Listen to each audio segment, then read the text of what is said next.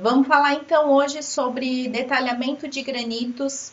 Antes da gente começar sobre o detalhamento de granito, também gostaria de falar sobre o que é esse granito, né? O que é esse material e como que é feito, quais são as características dessa pedra. Então, antes de mais nada, o granito ele é uma pedra natural, ele é extraído da natureza, das jazidas, como eles falam, e aí eles utilizam equipamentos profissionais, é todo um processo, todo um empenho. Eu nunca fui, mas ouvi alguns vídeos de como é feito, e é todo um processo, todo um empenho para extrair. Então, são grandes rochas, e dessas grandes rochas se extrai, então, a pedra de granito. Quando a gente fala em granito, as pessoas veem na mente aí o São Gabriel, o branco Itaúnas, o verde pérola. Mas são uma infinidade de cores, porque são pedras naturais, e aí a gente tem muito material de cores. Então, são extraídas dessas rochas, né? São extraídas pedras grandes, como eles falam, eles costumam chamar de prancha, né? Pranchas ou bancadas, que são um grande volume desse material, e depois esse material ele é novamente feito como se fossem fatias dele. Daí a gente chama de outros blocos, que são blocos que de 3 por de 3 metros por 1,80 m por 1,80 m. E deles então se faz as fatias, que aí vem, né, as placas de granito para as empresas de granito. Nessas placas, geralmente, pelo que eu andei pesquisando, conversei com fornecedores e outros, conversei até com a Marmosul, troquei algumas ideias. Elas podem vir polidas ou elas podem vir no acabamento bruto, sem o acabamento polido, né, mais no natural, ou até no acabamento escovado. Eu fui em fevereiro. Eu fui em fevereiro num fornecedor em Balneário Camboriú e eles tinham uma bancada muito interessante, que foi do granito, o São Gabriel escovado. E ele deu uma textura e um acabamento muito diferenciado, assim, ficou bem bacana. Claro que tem que se ter. Depois eles fizeram um tratamento, um polimento, não é um polimento, mas tipo uma proteção sobre essa pedra, e ficou muito legal. E aí, nesses 3 acabamentos, ela vem também com uma espessura, que a gente fala que é de 2 centímetros. Então, sempre que a gente pensar em granito, é uma pedra natural que eles vão fatiar. Essas placas, elas vêm para as empresas, né, as marmorarias, as empresas de granito, em chapas com espessura de 2 centímetros. Por que eu estou passando essa informação? Para quando você detalhar, você também saber a espessura desse material. Eu já vi alguns detalhamentos que eles colocaram espessura de 1 centímetro, nem tem pedra. Tem que fazer desgaste, é complicado fazer desgaste nessa pedra, porque ela pode quebrar, porque ela se torna fina demais. Então a gente tem que começar a se atentar nessas pequenas observações. Eu estou passando para vocês um pouquinho desse conhecimento de granitos, o que é, de material, justamente para que depois vocês possam, né, conseguir detalhar de acordo com o material e a espessura do material. Dentro desses acabamentos, como eu falei, a gente tem ainda a questão de bordas, de acabamentos. Aqui eu vou mostrar para vocês. Ó, aqui eu separei até alguns materiais, né, para vocês verem que a gente tem uma infinidade de cores de pedras. Ontem eu até coloquei uma foto para vocês verem que não existe só o branco Itaúnas, o São Gabriel e o verde pérola, que são os mais comuns de nós profissionais utilizarmos. Então a gente tem aqui, ó, esse aqui que é o champanhe que eles falam. Nós temos o amarelo Santa Cecília. São cores próximas, mas são materiais diferentes.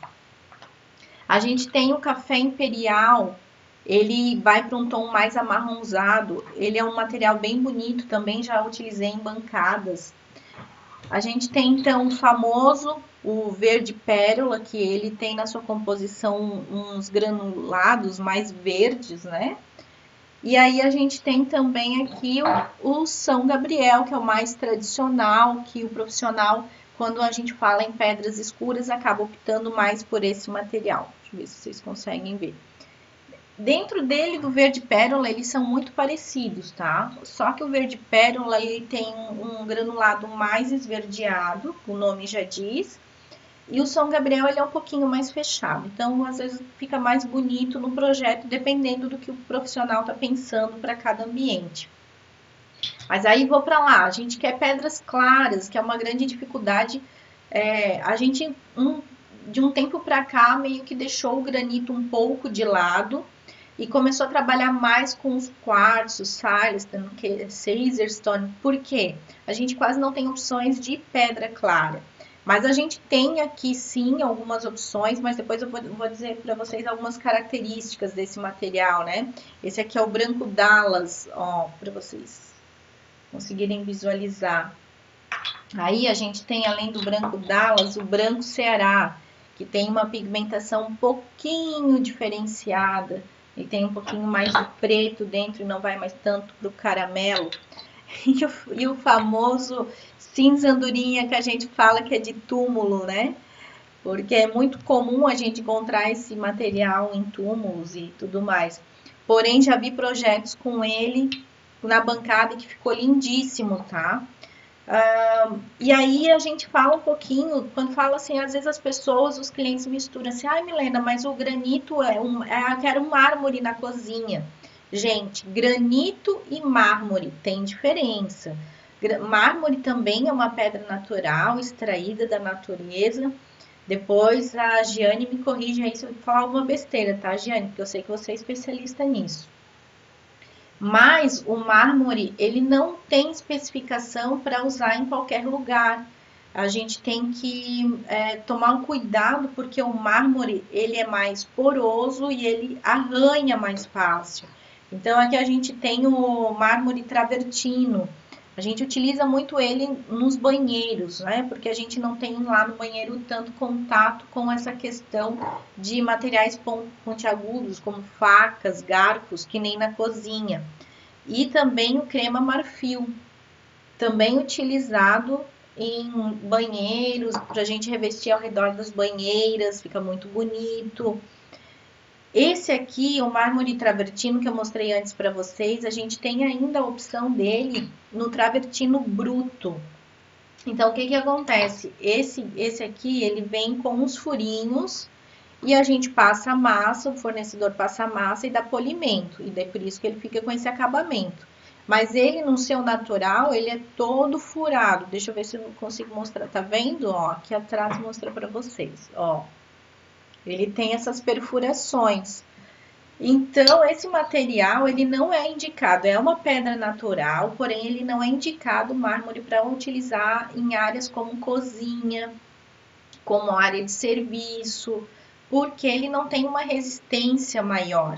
E esse material aqui ainda, me perguntaram, Milena, como que eu vou fazer o teste para saber se é mármore, se é granito?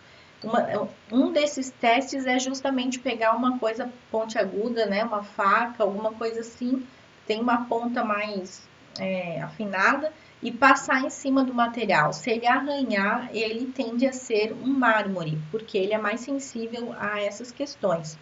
Mas enfim, a gente tem muitos materiais e para mostrar para vocês assim que a nossa mente ela pode ir muito além do que trabalhar com o São Gabriel, o verde pérola e o branco Itaúnas. Eu até nem tenho a amostra do branco Itaúnas aqui, eu emprestei para alguém, não lembro para quem eu emprestei.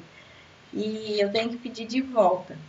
Mas enfim, só para vocês entenderem um pouquinho desses materiais e entender que mármore e granito tem diferença. Mármore, então, ele é mais poroso, não indicado para cozinha nem para área de serviço. Você até pode utilizar no banheiro, porque daí no banheiro não tem esses materiais que podem arranhar ele. Porém, também tem que orientar o cliente que tem que ter um pouco mais de cuidado. Quando a gente fala ainda em granitos, fala da espessura do granito, a gente tem que levar em consideração também o acabamento do granito. Por que levar isso em consideração? Porque o granito, ele pode ter ele pode ser aplicado de várias formas, pode ser feito de várias formas.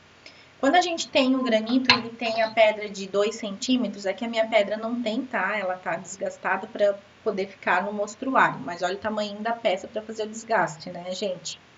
Então, a gente tem que levar isso em consideração.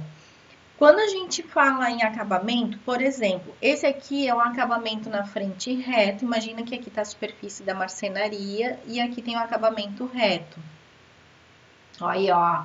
A Giane tá me falando que eu tô passando está correto, que os mármores eles são mais porosos e eles não são muito indicados para áreas molhadas, a não ser o mármore calacata que pode usar e temos que permeabilizar. Já fizemos um ambiente com um calacata, fica lindo esse mármore, ele tem um rajado assim, ele é branco e aí ele tem os rajados mais para o cinza, é uma pedra lindíssima, que como a Giane falou, da Marmosul, estando impermeabilizada, ela tem uma garantia. Claro que daí, né, Giane, provavelmente tem que permeabilizar a cada 2, 3 anos, fazer uma nova impermeabilização para ter uma durabilidade maior ainda, né? E aí, voltando sobre acabamentos, a gente tem a questão, nesse caso aqui, ó, eu tenho um acabamento reto, tá vendo? O acabamento dele é reto e sem acabamento, ele tá, né, na sua forma natural. Quando a gente faz a bancada, o que que a gente pode, que alguns fornecedores fazem? Eles colam duas pedras e aí fazem o acabamento duplo. Só que o que que acontece com esse acabamento? Eu particularmente não gosto, não acho bonito e fica uma emenda aqui, eles passam uma massa aqui nesse meio, fica uma emenda e claro, se torna mais barato também para o cliente. Porém, a estética dele não é legal. Então, a gente prefere sempre o acabamento em 45 graus. O que que ele vai fazer? Nós aqui do escritório, tá? Nós cortamos essa chapa, eles cortam essa chapa em 45 graus e a outra chapa em 45 graus e fazem encaixe. Então, quem olha a peça de frente não vai ficar emenda, né? Vai ficar bem certinha encaixada. Isso é um dos acabamentos que são a gente chama de bordas. Então, a borda ela pode ser acabamento duplo, que eu particularmente não gosto, mas isso faz diferença no orçamento, tá? Quando você pedir para um fornecedor orçar o revestimento da bancada, ali, o material da bancada, se você não especificar isso no detalhamento, ele pode colocar duplo. Então, às vezes, o fornecedor que você está indicando está orçando já no acabamento em 45 graus, porque sabe que você gosta, mas o outro fornecedor que ainda não conhece o seu trabalho, não sabe como você gosta, pode estar orçando em acabamento duplo. Acabamento em 45 graus exige um maquinário melhor e exige também uma mão de obra mais qualificada. Então, isso são informações importantes que a gente deve pensar em colocar no detalhamento. O tipo de acabamento. E ainda quando a gente fala em acabamento, né, a gente fala essa saia em 45 graus, a gente fala do acabamento reto, que daí eles só pegam esse acabamento e fazem o polimento. Por exemplo, numa obra talvez você precisa trabalhar a questão de custo-benefício e o cliente ele precisa também trabalhar essa questão para poder executar o projeto. E aí você pode sugerir que ele faça apenas, não faça duplo, faça só a espessura da chapa, que é os 2 centímetros, e aí o fornecedor só vai ter de mão de obra o acabamento aqui, fazer o polimento aqui. Isso pode acontecer também, tá? Já vi isso, a gente já fez isso também, para realmente baixar custo. Outro acabamento que eles falam que é o acabamento boleado duplo. Então, as duas peças são duas peças coladas, só que aqui, para ficar maior a espessura, e essa borda aqui, ela é oval, né? Ela é meia circunferência aqui. E aí, esse acabamento, a gente chama de boleado. Não sei se os fornecedores têm algum outro nome, mas eu conheço como esse. Ou ele pode ser simples também, só a espessura da pedra e eles fazem esse acabamento arredondado. Antigamente, nas cozinhas se fazia muito isso, esse tipo de acabamento, esse boleado, né? Mas veio uma tendência muito alta pelo quadrado, a linhas mais retas, então isso foi se perdendo com o tempo. Porém, sempre falo que depende do projeto do profissional. Às vezes o projeto do profissional está voltado para um projeto mais clássico, que ele quer essa volta, essa ondulação, e aí pode ser feito. Então, só para vocês já saberem, espessura da chapa 2 centímetros, a gente tem os acabamentos que podem ser reto, duplo, boleado simples e boleado duplo. E a saia em 45 graus. Quando a gente fala saia em 45 graus, por exemplo, um banheiro, a gente vai fazer lá a gente quer uma borda mais grossa, bonita, criou algum detalhe que quer valorizar e quer fazer de 10 centímetros. Então, não é que vai ser 5 chapas de 2 centímetros. Não, vai uma chapa em cima e eles vão cortar, fazer o acabamento em 45 graus e vai ficar assim, né? Vai ficar um L ali na frente. Por isso a gente chama de saia, que é justamente esse material na frente. Profissionais podem trabalhar com 4, com 6, com 8, com 10, pode ser 15, pode ser 20, depende do projeto que você está desenvolvendo para o seu cliente. Depois disso, a gente tem então que pensar que é sempre importante especificar no detalhamento para o fornecedor, né, para o cliente poder orçar, o tipo de acabamento. Porque isso vai interferir, claro, no valor final do cliente, do orçamento do cliente. Então, o cliente talvez esteja esperando, porque lá no escritório você mostrou um acabamento de 45 graus para ele, mas você não especificou isso no detalhamento, e aí o terceiro fornecedor que você mandou orçar, ou que o seu cliente fez o orçamento, deu uma diferença, vou chutar, tá? De R$ 2.000 de um orçamento para outro. E o cliente vai fechar com aquele que fez R$ 2.000. Só que ele não vai executar o que você solicitou, o que você imaginou e conversou com ele, que é esse acabamento em 45 graus. Então, sempre que fizer o detalhamento, isso é uma das observações que tem que ser colocadas no detalhamento, que é o tipo de acabamento que você quer para aquela bancada que está sendo orçada. Se vai ser 45 graus, se pode ser duplo. Essa é uma das primeiras informações que eu acho bem válido e que eu penso que tem que ter em detalhamento.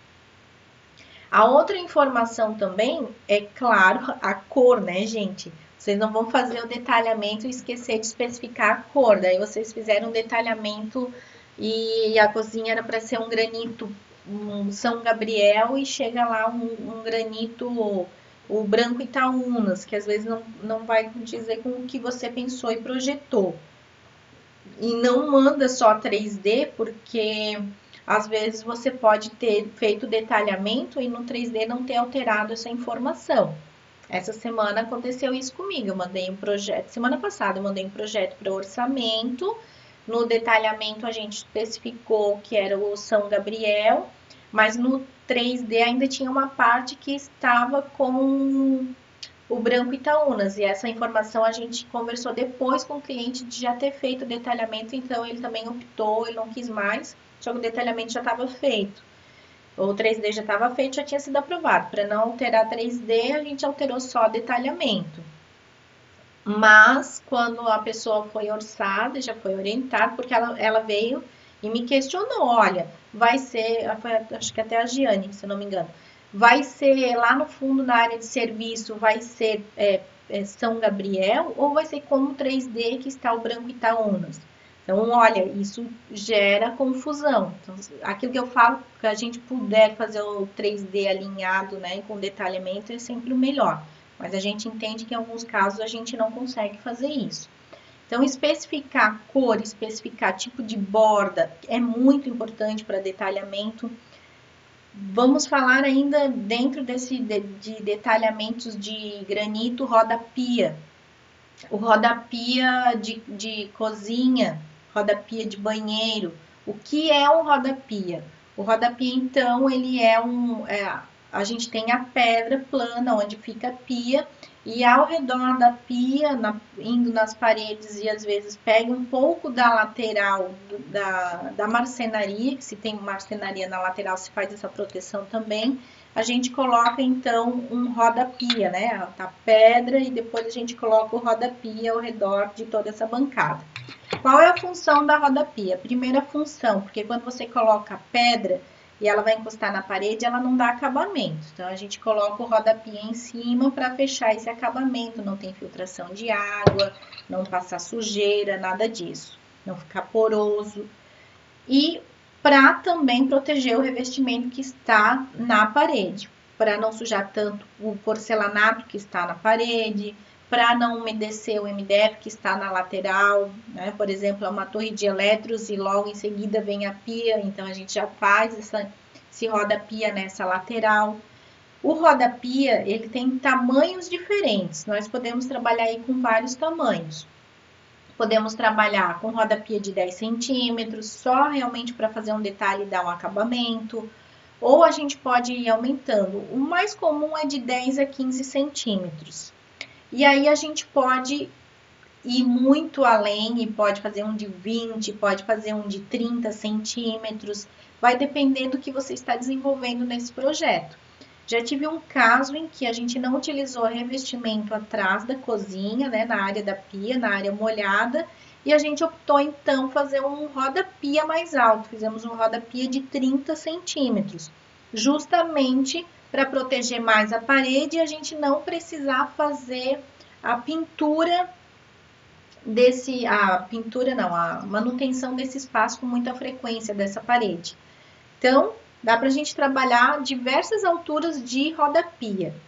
E lembrar sempre que no detalhamento você tem que colocar o roda-pia, você tem que especificar a altura de roda-pia e também as metragens aonde ele vai, porque o fornecedor ele vai orçar o roda-pia por metro linear. Então, ele vai orçar a quantidade de metros que vai estar envolvido esse roda-pia. Se você colocar só a medida do fundo, não vai resolver, porque ele não vai saber quanto que ele vai ter que orçar nas laterais. Importante sempre colocar as cotas da área que você está prevendo e pensando em roda-pia. Deixa eu ver aqui, é porque eu fiz uma colinha para a gente não esquecer de nada. Aí outra informação é o rodapé. O rodapé tem um detalhe ainda um pouquinho maior. No rodapé, a gente tem que lembrar das seguintes informações. A primeira informação, altura de rodapé. O Oberdan, ele está aí, é o meu esposo e cuida da marcenaria, que é a carpintaria. E aí, já tive uma obra que a gente já teve problema, eu e ele. A gente brigou, né? Brigou por causa dessa obra. Nós temos uma cliente que o rodapé, na hora da produção, eles deixaram pouco espaço, se eu não me engano, 5 centímetros de recuo para dentro do móvel. Por que tem que respeitar no mínimo 5, mas o ideal é 10 centímetros? Por quê? Porque quando a pessoa está em pé na pia, o pé, ele se projeta para frente, né? Tá para frente. Então, ele vai entrar nesse rodapé, ele vai um pouco mais para dentro do móvel. Então, por isso que você pode observar que todos os móveis de cozinha, quando a gente faz o detalhamento de marcenaria, já deixa previsto esses 10 centímetros de recuo para depois a pessoa poder colocar pedra, que aí então vai dar uns 7, 5, mas já é alguma coisa referente a esse recuo. Por quê? Tem um caso bem específico, esse cliente, eu não posso dar o nome do cliente, mas ele tem um pé maior, ele tem um pé 44, se eu não me engano. E aí ele me disse, Milena, por favor, primeira preocupação da minha cozinha é onde eu colocar meu pé na hora de fazer comida, porque lá em casa sou eu que cozinho. E na cozinha que nós temos hoje atual, eles deixaram pouco espaço. O meu pé não entra debaixo do balcão. Então, nesse cliente em específico, nós recuamos mais que 10 centímetros. Nós recuamos 12 centímetros para depois colocar a espessura da pedra, para dar o acabamento do rodapé, para que ficasse 10 centímetros livre. São pequenos detalhes, mas que podem prejudicar todo o projeto de vocês. Então, o rodapé, ele tem essa finalidade. Ele pode ter alturas diferentes, mas a finalidade dele é proteger o móvel, a marcenaria embaixo, apesar que muitas marcenarias utilizam às vezes pé plástico ou compensado naval, como no nosso caso a gente utiliza o compensado naval, embaixo como estrutura e não usa MDF, mas já vi marcenarias que eles fazem os pés dos móveis com sobra de MDF, e a gente sabe que o MDF, claro que já existem alguns no mercado, mas hoje tem MDF que eles não são resistentes à umidade e à água, e isso pode danificar a estrutura do móvel.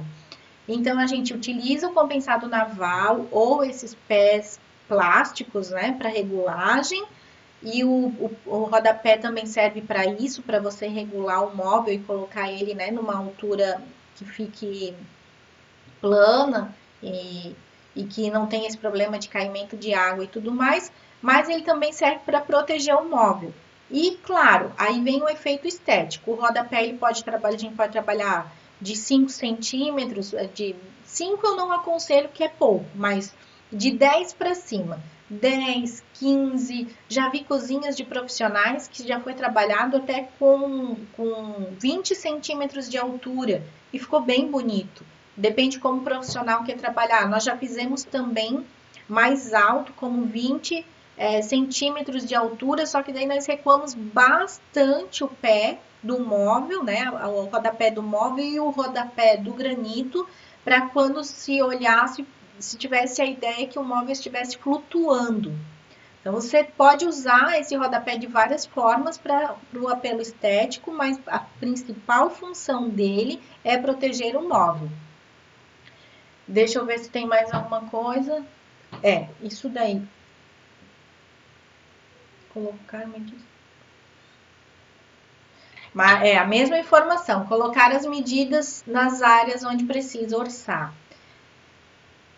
Não vai ser a mesma medida que o rodapia. Vamos lá. Se eu tenho marcenaria do lado direito, tenho marcenaria do lado esquerdo, e que, por exemplo, é geladeira e aqui, sei lá, é uma cristaleira, alguma coisa que não interfere em área molhada. Eu vou ter só embaixo, só frontal, o meu rodapé. Então, eu não vou colocar medida lateral, porque não tenho rodapé na lateral. Se ficar exposto e à mostra, você tem que colocar também essa observação para o fornecedor orçar o rodapé. Onde for aparecer, é importante ter essa informação, tá? Deixa eu ver aqui mais. E outra coisa sobre rodapés e rodapias, uma que eu acho bem legal, e a gente fez um projeto faz, acho que um ano, mais ou menos. A gente fez uma bancada de cozinha, onde a gente recuou o rodapia. O rodapia não ficou encostado na parede, ele ficou afastado, se eu não me engano, 15 centímetros. Claro que aí o meu móvel de cozinha não teve 60 centímetros, o meu móvel de cozinha teve 75 centímetros de profundidade. A gente afastou o rodapia e a gente fez atrás uma área de escorredor. Então, tu tens toda a pia aqui, lá atrás no rodapia fica essa área de escorredor no final. E aí a gente desenvolveu todo um projeto com a Oxformas, que eles fazem escorredores e materiais de madeira e porta-talheres, essas coisas. E aí a gente fez esse rodapia recuado para ali ser então o escorredor de louças. Só que quando você fizer isso, você tem que colocar em mente duas informações. A primeira, que precisa ter um ralo e que então vai ter que ter um ponto de esgoto, mas você pode utilizar até o mesmo ponto de esgoto da pia da cozinha, porque daí você faz um L, né? Faz ali uma adaptação para o ralo da cozinha, para o esgoto, e você também precisa deixar previsto qual é a altura e profundidade dessa área que você vai utilizar e também verificar a medida do fornecedor desse acabamento que vai ali para esse corredor. Tem tanto de madeira como tem de inox. Só que você precisa detalhar isso para o fornecedor. Quando você for orçar a pedra da cozinha, você tem que fazer um corte e mostrar para o fornecedor como que vai ser esse ralo ali atrás, tá? Como vai ser esse detalhe dessa calha de escorredor. mas fica bem bacana, pode ser um diferencial para o seu projeto e que vai valorizar também. E eu acho muito funcional. Nesse caso, nesses dois casos, funcionou muito bem para cliente e para o outro cliente. Isso é uma das opções que dá para fazer com o roda-pia, tá? Só não pode esquecer do ralo, então prever um ponto de esgoto e não pode esquecer de especificar as medidas disso também. Caso vocês tiverem alguma dúvida, vocês podem me solicitar e aí eu faço um desenho para vocês desse detalhamento. Outra coisa, sempre que possível também, antes de ir para o fornecedor de granitos, nem sempre o cliente já escolheu a cuba da cozinha. Mas às vezes em algumas conversas ele já tem pré-definido se vai usar uma cuba, duas cubas ou uma cuba grande. Então essas informações também é importante você conseguir definir com o seu cliente para passar ao fornecedor. Porque tem alguns fornecedores que já entregam a cozinha e já vende a cuba junto. Ou se não tem, ele vai precisar saber o modelo ou no dia da conferência ele vai precisar da cuba para já preparar e trazer ela colada junto nesse tampo. Importante então ter essa definição ou da cuba que vai ou se o fornecedor vai orçar essa cuba. Caso o cliente ou o profissional queira, o fornecedor pode entregar com a cuba. E se não entregar, o cliente escolhe a cuba e tem que entregar para o fornecedor no dia da conferência para que ele possa fazer depois, colar e preparar junto, tá? A mesma coisa funciona para cooktop.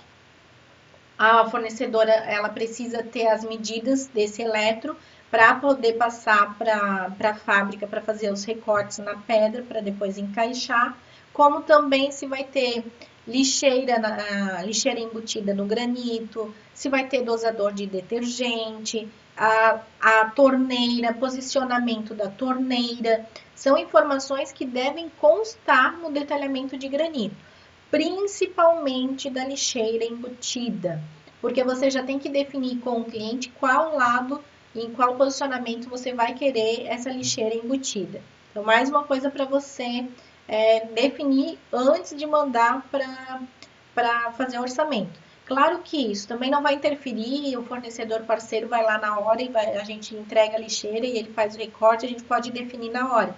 Só que lembre-se, nem sempre você faz o acompanhamento de obras. E aí depois eles podem te solicitar essa informação e aí você vai ter que ficar respondendo porque você não orientou eles no detalhamento, tá? Mesma coisa então com o dosador de detergente, que é uma opção, não sei se vocês sabem, mas quem está começando nessa carreira, né, profissional, a gente tem o dosador de detergente, que é o dosador que fica só uma bica de inox em cima do granito e para baixo fica toda a parte interna onde você coloca o detergente para fixar, não ficar o tubo do detergente em cima da bancada, com esponja, essas coisas. A maioria dos profissionais, dos clientes não gosta. Então a gente já oferece essa ideia também já para o cliente. Só que esse dosador de detergente, por isso que interfere a cuba. Às vezes na própria cuba já vem a torneira e o espaço para o dosador de detergente, tá? Aí tem mais um detalhe que depois, mais tarde, quando fizer outra live sobre cubas, torneiras e tudo mais, a gente vai falar. Eu não gosto da torneira fixa na cuba. Com o tempo ela afrouxa, fica soltando. Eu gosto sempre da torneira fixa na pedra do granito. Experiência própria, a gente fez isso na nossa casa. A torneira ela é fixa na cuba e não na bancada de granito. E aí toda vez tem que ficar lá apertando que ele vai afrouxando, tá? Só para vocês ficarem ligados nessa dica. E aí, quando a gente fala em detalhamentos, a gente abre ainda uma outra casinha, que é o detalhamento de cubas esculpidas. Uma tendência bem alta, há muito tempo a gente já vem utilizando, os clientes já vêm solicitando, e acho que seria bem interessante a gente falar hoje também sobre detalhamento de cubas esculpidas. Porque são informações que precisam ter para o profissional poder orçar. Quando a gente fala em cubas esculpidas, a gente também pode falar em saias, que é a frontal da cuba esculpida, e que ela pode ter vários tamanhos. Ela pode começar de 15 e indo para mais. Então, ela pode ser 15, 20. Teve um projeto que nós fizemos de uma saia de 60 centímetros e uma outra que a gente fez uma saia até o chão. Aí vem o detalhe. Quando você fizer um detalhamento que você queira uma cuba esculpida que ela vá até o chão, preste atenção como o seu encanador vai colocar e vai fazer a instalação dessa cuba. Porque foi um detalhe importante que nós não se atentamos no escritório e o meu projeto não funcionou. Porque o fornecedor não tinha como ter acesso para fazer a instalação da parte hidráulica dessa cuba esculpida. Então, hoje a gente não faz mais até o chão. E se existe outra opção, né? Aí a gente trabalha então removendo o tampo de cima para que ele possa sacar e fazer a manutenção ali por cima. Mas a gente não evita agora de fazer até o chão, justamente por causa disso, porque a gente tem que pensar também como o encanador vai fazer a instalação desse material.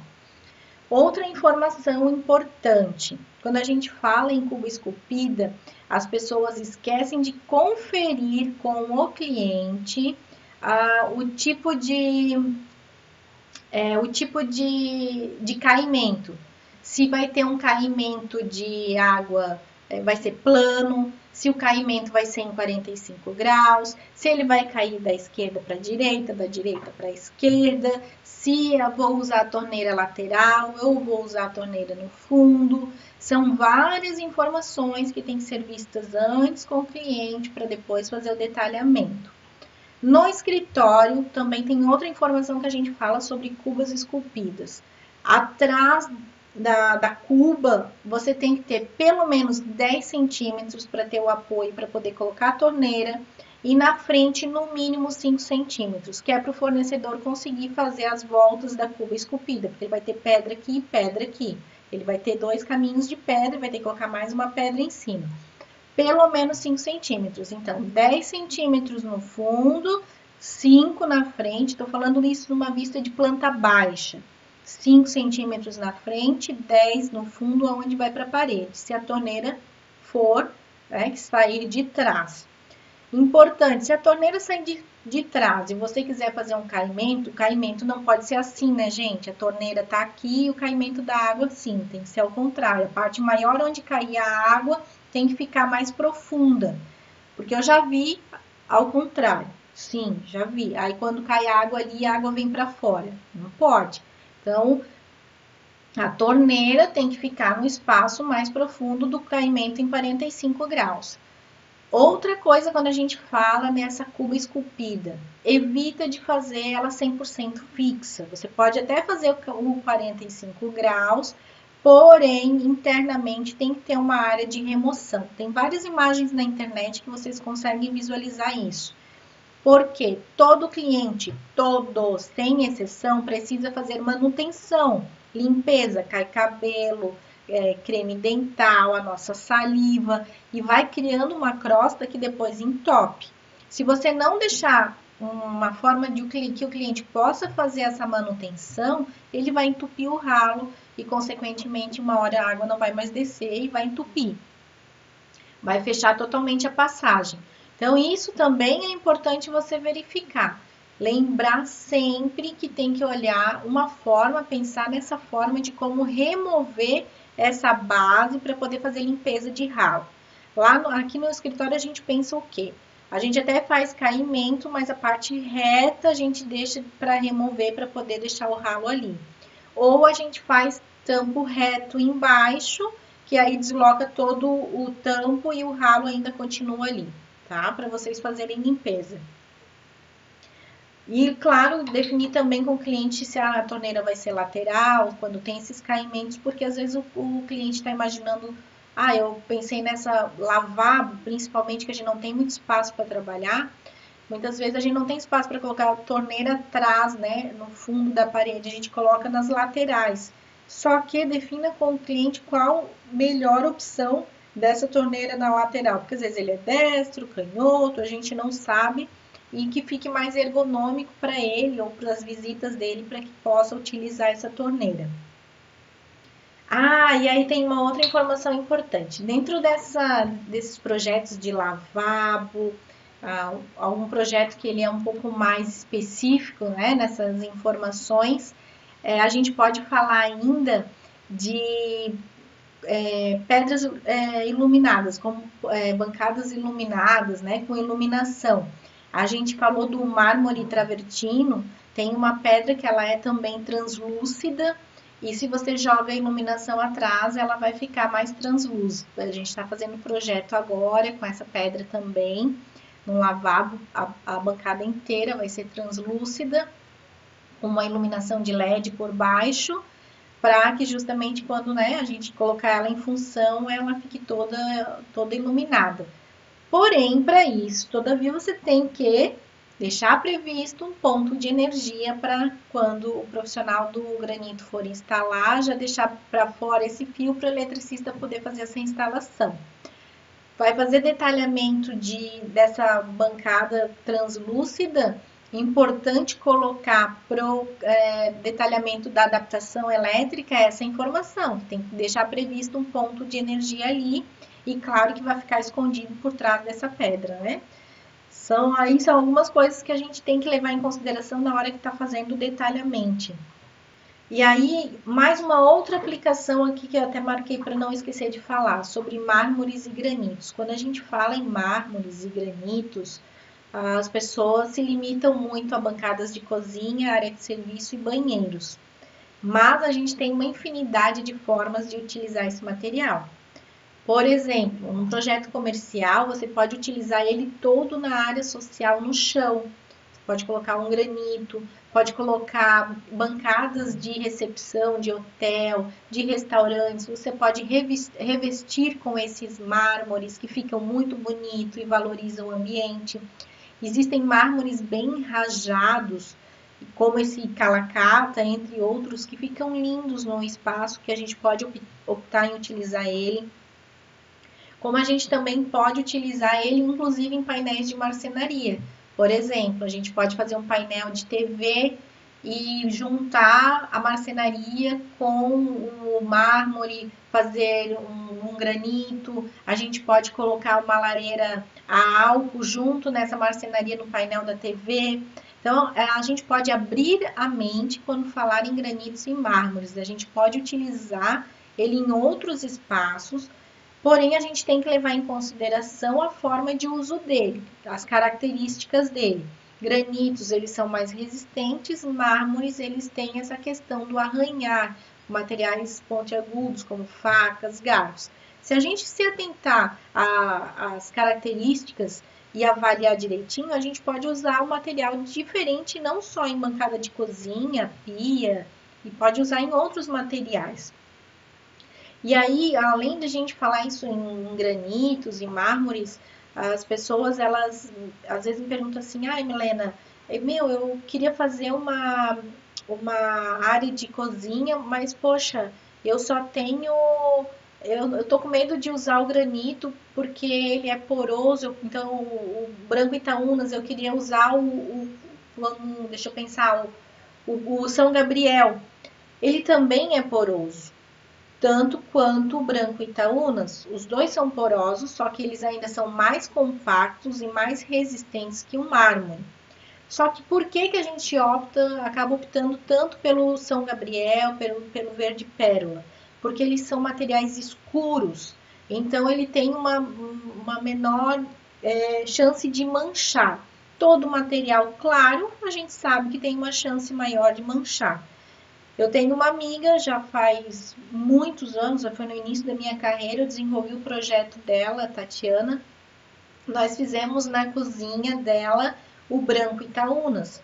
Ficou lindo e por muitos anos maravilhoso, porque ela mantinha o cuidado da bancada. Como ela já sabia dessas questões de manchas e tudo mais, o que ela manteve um cuidado maior, porque na época o quartzo, né, os Firestone, Caesarstone, eles eram muito altos ainda, o Corian, que é um outro material de bancadas, eles ainda hoje são caros, mas naquela época eles eram ainda muito mais caros. Hoje já se tem um preço melhor dessas pedras.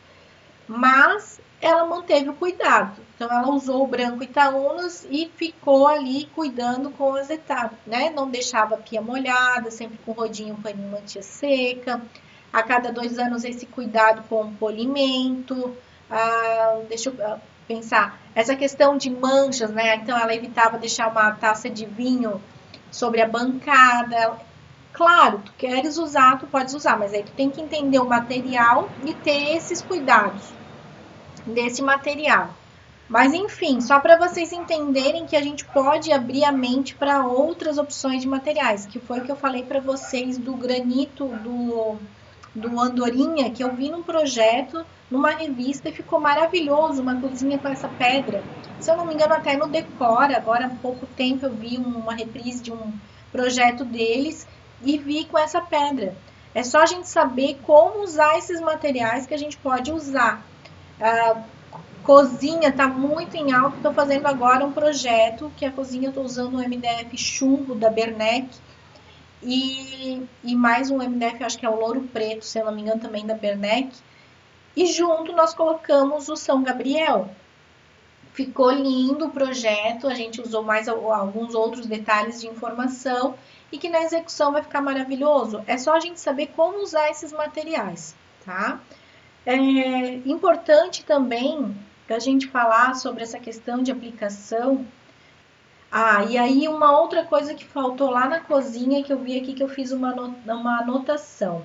Sempre que a gente fala em detalhamento de cozinha, é importante a gente deixar pré-definido com o cliente área molhada. Porque se você não vai acompanhar a obra, essa vai ser uma dúvida dele.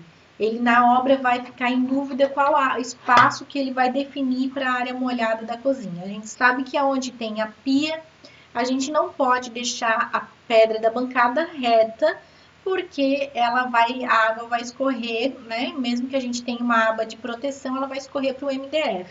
Então, todo projeto a gente faz um rebaixo para a área molhada. É essencial esse rebaixo para proteger também a marcenaria. E nesse rebaixo, a gente tem mais de uma forma. A gente pode fazer o rebaixo tradicional, que são o recorte das pedras, e aí você pode fazer esse recorte, eles fazem a colagem, né, da pedra e tal. Como também tem o rebaixo italiano. O rebaixo italiano são poucas marmorarias que fazem, que é um desgaste na própria pedra, e eles baixam, se eu não me engano, em torno de 1 centímetro, alguma coisa assim, e aí não existe emenda. Você pode ter uma pedra de 2 metros por 60, sem emendas nenhumas em cima, e eles pegam e fazem esse desgaste na pedra, que a gente chama de rebaixo italiano. Mas tem ainda, como algumas marmorarias não fazem, existe o rebaixo americano. Eu não sabia o nome desse rebaixo, descobri hoje, tá? É rebaixo americano, que é o rebaixo, a pedra é inteira, só que onde é a área da pia, onde vai ser a área molhada, eles fazem um recorte nessa pedra e vem com outra pedra por baixo e colam. Então, essa área fica com a emenda só de uma pedra de cima com a pedra de baixo, mas em cima ela fica toda inteira também. Então, a gente tem essas 3 formas de fazer, que é o rebaixo italiano, o rebaixo americano e o tradicional, que sempre se faz, que é o recorte e cola das peças, né? Que se faz os encaixes ali das peças. Acho que isso. Não sei se consegui ser clara, passei bastante informação sobre detalhamentos de granitos, né? Recapitulando o que a gente fala, do que tem que ter nos detalhamentos.